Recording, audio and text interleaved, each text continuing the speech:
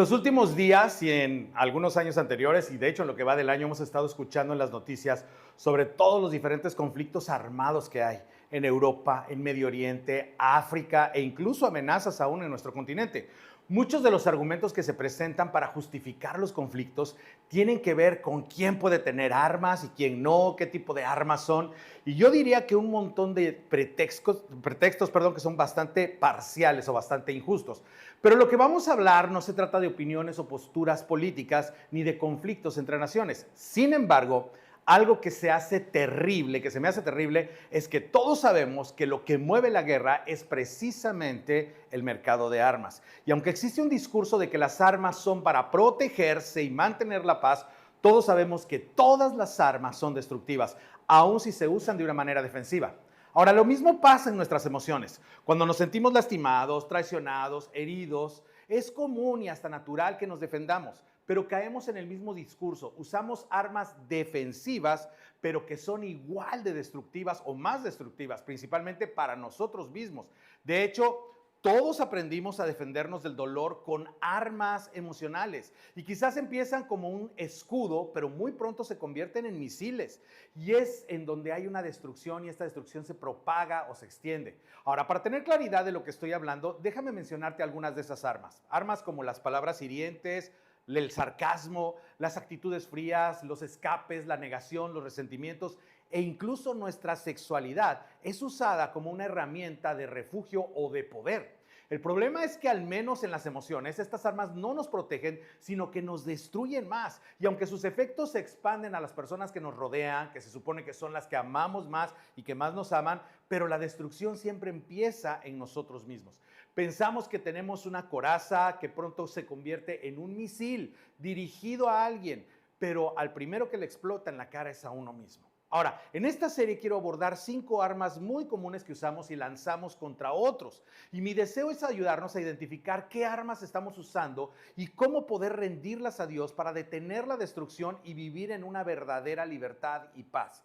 Y entrando ya en materia, primero hay que reconocer que ninguno de nosotros está ileso, es decir, todos hemos recibido heridas, quizás fue un rechazo, un abandono, algún insulto, agresiones de todo tipo, traición, desilusión y la lista podría seguir y seguir, ¿verdad? Pero el punto es que sin importar cuál haya sido el caso, lo sentimos profundamente, nos dolió, pero lamentablemente no es algo que haya quedado atrás, sino que lo volvemos a traer a la memoria y al hacerlo es como si lo volviéramos a sentir, es decir, lo resentimos, como si nos acabara de pasar. Y esa es precisamente la primera arma que quiero abordar, por lo común que es. Y estoy hablando de mis resentimientos. Y aunque la sola palabra ya se explica en sí mismo, resentir o volver a sentir, déjame referirme más que nada a sus efectos. El resentimiento es una postura de indignación hacia otra persona o comunidad, pero también la indignación es enojo, ira o enfado apasionado contra una persona o contra sus actos. Y en ese apasionamiento, es decir, ese involucramiento de nuestros sentimientos de manera demandante, ahí es donde el resentimiento nunca se queda pasivo. Eventualmente va a evolucionar y va a demandar la satisfacción de la venganza al guardar rencor. El resentimiento es como una maleta cargada de piedras. Creemos que nos protege de volver a ser lastimados como si fuera un escudo. ¿Se acuerdan de nuestro héroe, del Pípila, verdad? Ese héroe de la independencia que cargó la piedra para protegerse de las balas y poder acercarse y prender fuego a la puerta de la Alhóndiga. Y aunque se le considera un hecho heroico, imagínate el peso que tuvo que haber cargado. Si la historia es verdaderamente segura, o más bien si la historia es verdadera, seguramente no fue nada fácil ni placentero cargar ese peso y a lo mejor hasta tuvo lesiones por cargar todo eso. Y lo mismo es con el resentimiento. Es un sentimiento que nos cansa, nos amarga y termina contaminando todo. Y una de sus maneras de operar y ejercer venganza es reteniendo el afecto, reteniendo la amistad o aislando la amistad y la participación o el privilegio. Es decir, te encierra en ti mismo y te impide conectar de una manera saludable con tu entorno.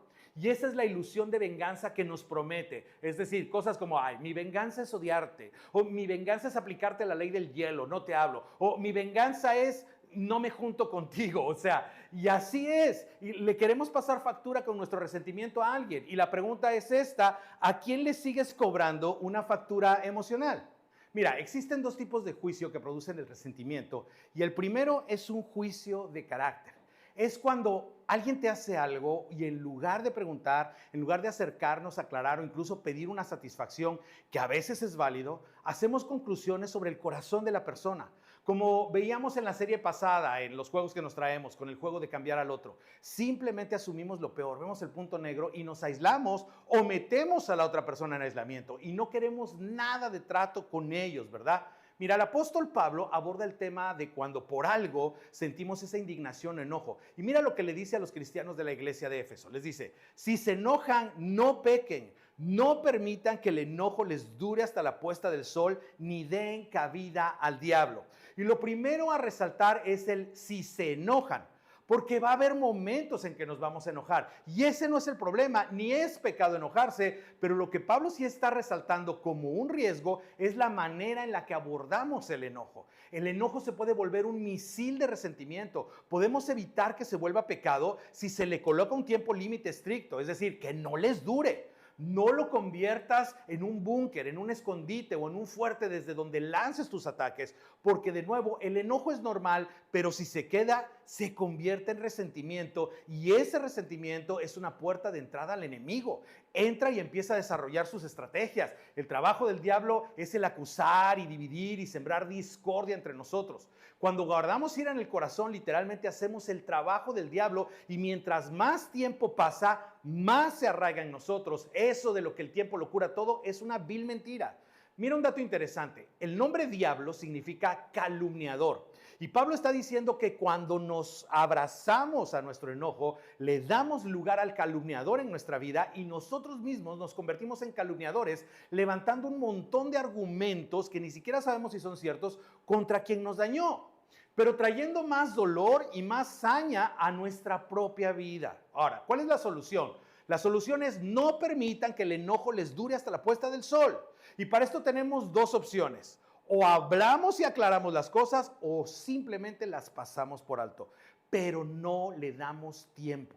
Ahora, el segundo tipo de juicio es la raíz de amargura, que involucra hacer un juicio acerca de un individuo o una experiencia específica y subconscientemente transferir ese juicio a otros que nos recuerdan esa persona o esa situación. Por ejemplo, nadie me quiere, todos me atacan, todos los hombres son malos, seguro están hablando de mí.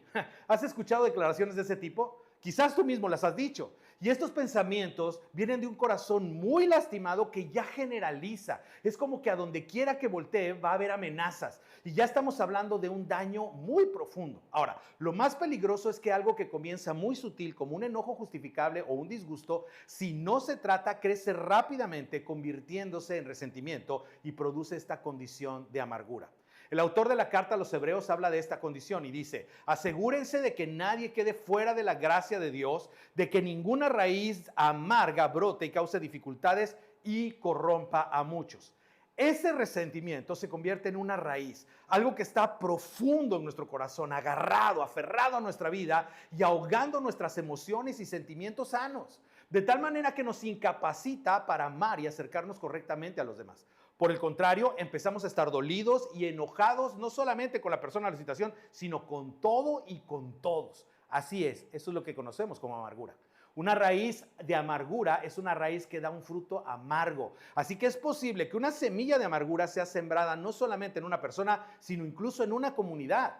Y aunque no haya fruto inmediato aparentemente, con el tiempo va a aparecer. Ahora, muchos han sido corrompidos porque la amargura que sienten contra alguien los ha dañado y se aferran a esa amargura con una increíble necedad. Pero el autor dice, asegúrense de que nadie quede fuera de la gracia de Dios. Lo que deben hacer es recordar la gracia que Dios les extendió y empezar ustedes a extender esa gracia hacia otros. Amar a los que tú consideras que no lo merecen como Jesús lo hizo por nosotros.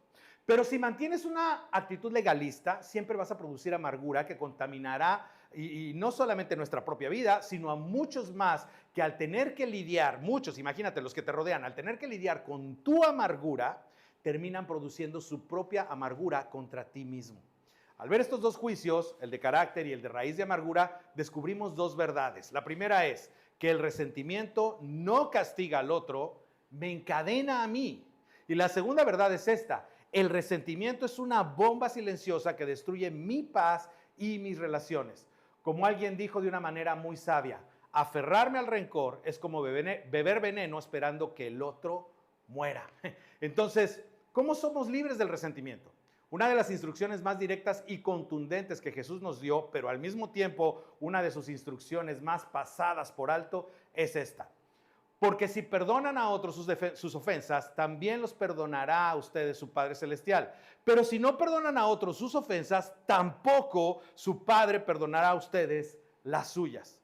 La instrucción y la relación o congruencia entre ser perdonado y perdonar es clarísima. Solo Dios puede romper la dureza del corazón. Solo nuestro Padre Celestial puede sanar las heridas de las emociones y liberarnos de una prisión de amargura. Pero en su gran amor, solo lo hace cuando nosotros hemos dado el paso de perdonar. Porque de esta manera no hay ni habrá nada que nos pueda volver a apresar. No hay riesgos. Y eso es muy importante para Dios como nuestro Padre, porque piensa en nuestro propio bien. Porque simplemente nos ama.